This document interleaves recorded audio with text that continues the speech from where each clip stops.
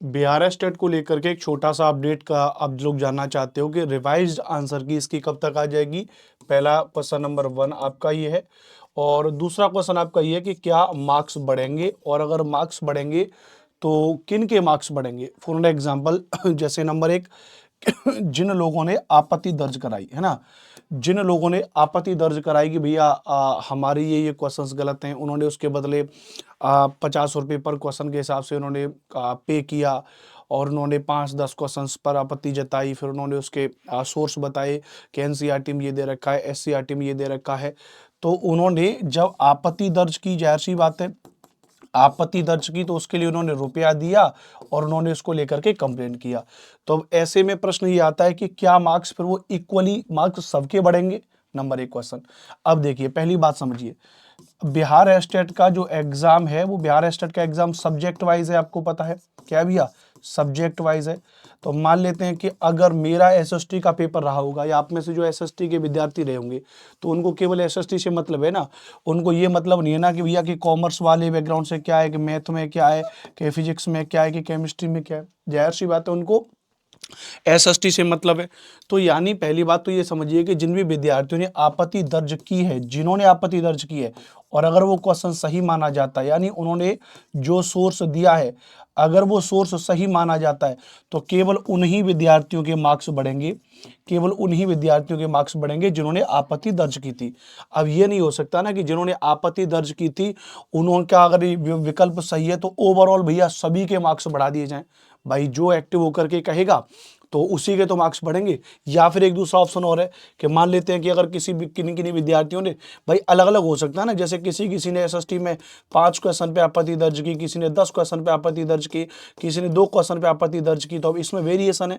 अब ऐसा नहीं निकाल सकते ना कि सभी एसएसटी वालों के या जिस भी सब्जेक्ट में आपत्ति दर्ज की गई है तो उसको ओवरऑल उतने नंबर बढ़ा दिए जाए, तो ऐसा नहीं है। हाँ मार्क्स बढ़ेंगे, बिल्कुल मार्क्स बढ़ेंगे यदि आपने जो सोर्स दिया है अगर वो सोर्स सही है।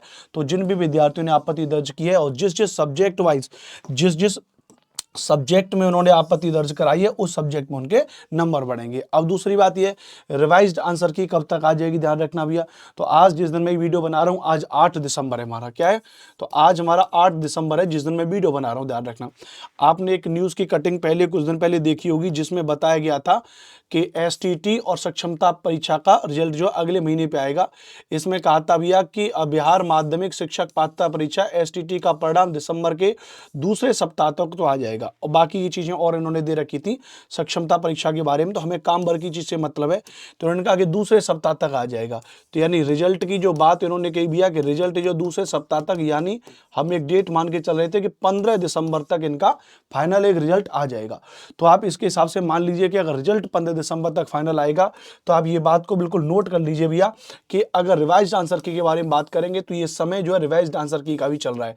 यानी अगले 1-2 तारीख में, 9 तारीख को, 10 दिसंबर तक, 11 दिसंबर तक, 12 दिसंबर तक, मतलब ये जो 3-4 अगले दिन आपके जो जा रहे हैं, ये जो अगले 3-4 दिन जो आपके जा रहे हैं इनमें ही आपकी रिवाइज्ड आंसर की आपको मिल जाएगी।